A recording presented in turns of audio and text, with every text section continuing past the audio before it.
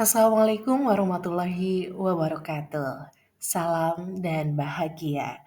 Bapak, Ibu guru hebat, perkenalkan saya Ireta Alfazriani dari SMA Negeri 1 Citerep, CGP Angkatan 10 Kabupaten Bogor.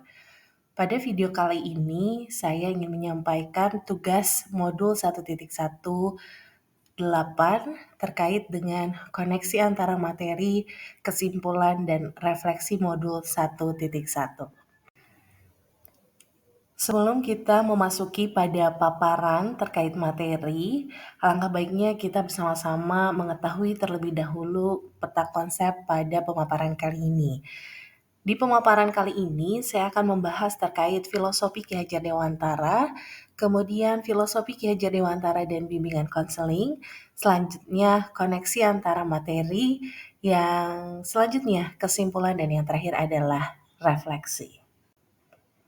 Bapak, Ibu guru hebat, pada kesempatan kali ini setidaknya ada 5 hal penting pada filosofi pendidikan Ki Hajar Dewantara yang ingin saya paparkan.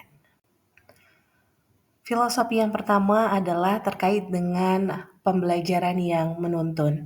Pendidikan adalah menuntun segala kekuatan kodrat yang ada pada siswa agar mereka mencapai keselamatan dan kebahagiaan sebagai manusia secara pribadi maupun sebagai anggota masyarakat.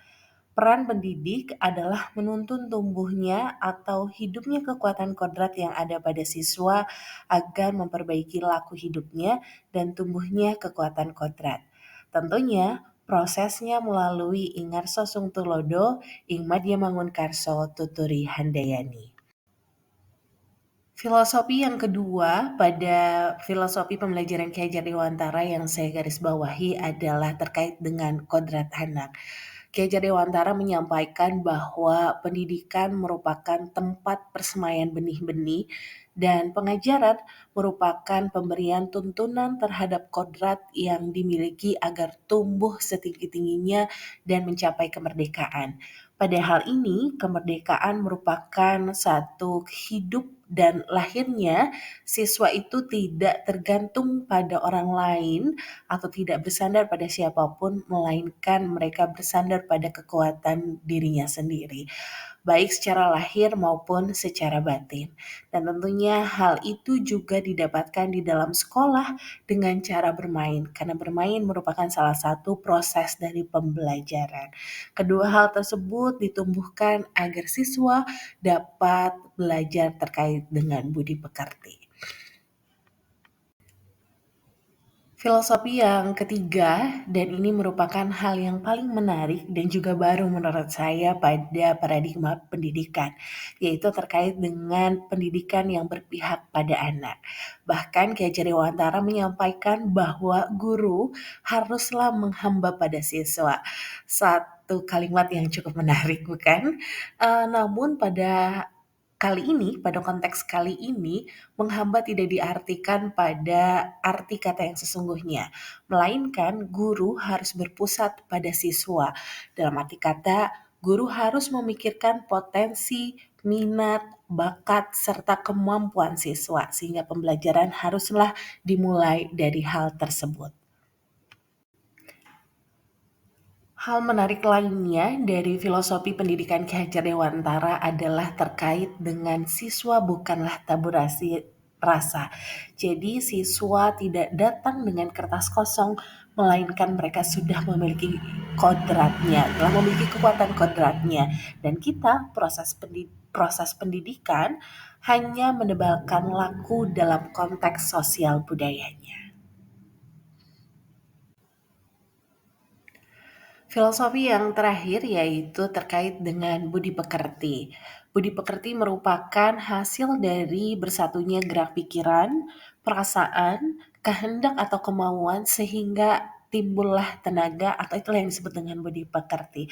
Tentunya budi pekerti merupakan tujuan akhir dari proses pendidikan dan pengajaran. Ki Hajar Dewantara berharap setiap anak yang telah melalui proses pendidikan dan pengajaran haruslah memiliki budi pekerti yang baik.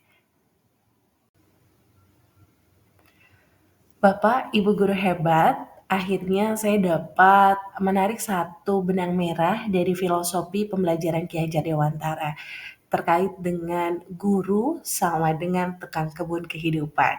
Oleh karena itu, tugas kita adalah menuntun tumbuhnya benih dengan memperbaiki kondisi tanah dan melindungi dari hama perusak. Bapak Ibu guru hebat, selanjutnya kita akan membahas terkait filosofi Ki Hajar Dewantara dan bimbingan konseling. Ini merupakan part yang paling menarik bagi saya karena saya dapat mengimplementasikan filosofi KHD pada proses pembelajaran saya di kelas. Pada filosofi Ki Hajar Dewantara, pendidikan yang menuntun menjadi pokok utama dari proses pembelajaran dan pengajaran. Dan pendidikan gotong royong atau pendidikan yang kolaboratif, reflektif, dan kritis juga menjadi poin utamanya. Dan yang menjadi goals utama dari pendidikan adalah murid yang humanis, yaitu penuh kasih sayang, hati yang bersih, jujur, yang selamat dan bahagia, atau student well-being.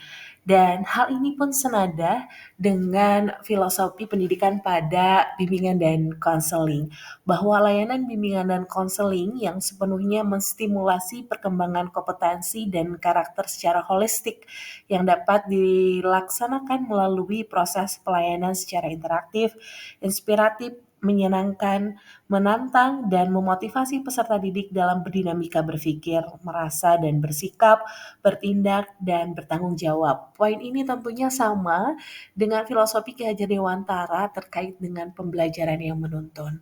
Selain itu, poin utama dalam layanan bimbingan dan konseling juga merupakan upaya mewujudkan kesejahteraan hidup atau well-being siswa. Dan dimensi well-being siswa itu mencakup penerimaan diri atau self-acceptance dan hubungan positif dengan orang lain atau positive relationship with others. Poin yang terakhir dalam pemaparan materi pada video kali ini yaitu terkait refleksi sebelum dan sedah mempelajari modul 1.1.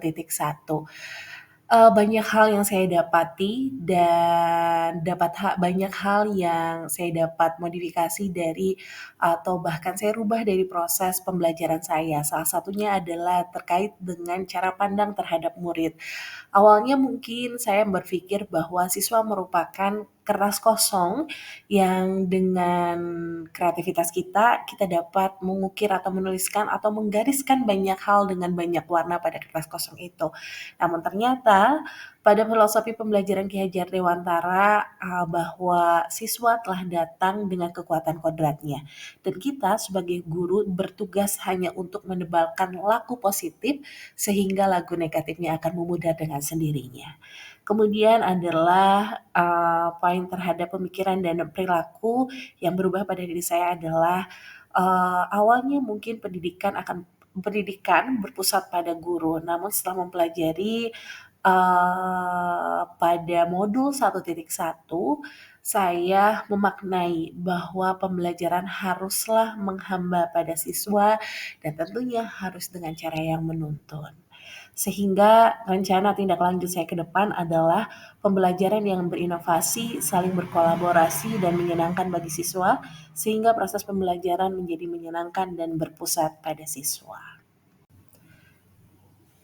Demikian pemaparan yang saya sampaikan adalah saya sampaikan pada Ibu Bapak Guru hebat, teruslah bergerak untuk menumbuhkan benih-benih yang hebat.